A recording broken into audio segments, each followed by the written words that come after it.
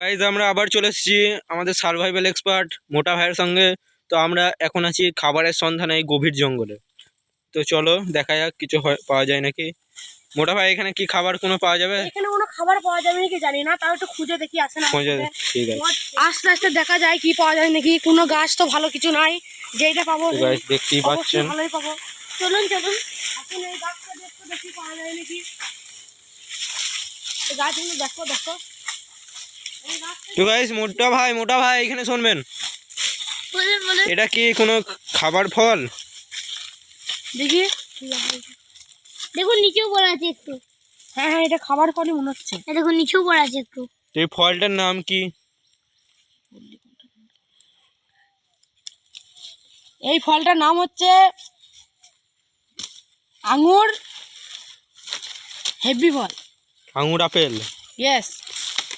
এই ফলটা আমরা এখন খাবো না, এই ফলটা পুড়িয়ে খেতে হয়। এখন আমাদের কাছে আগুন নেই, আগুনটা করতে হবে। ফলটা খেলে কি কোনো ক্ষতি হবে? না, ফলটা খেলে কোনো ক্ষতি হবে না, পাকাগুলো খেতে হবে। কাঁচাগুলো খেলে পেটে অবশ্য মানে সমস্যা হতে পারে।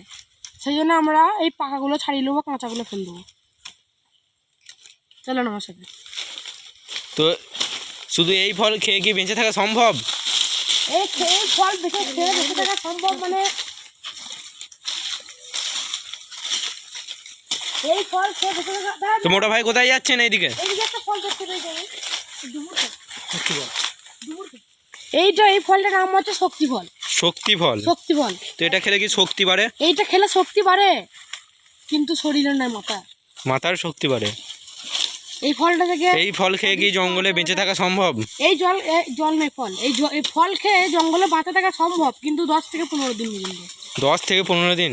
ইয়েস। একটা ফল খাবে 15 দিন বেঁচে থাকবে? আরো খেতে হবে, তার জন্য নয়।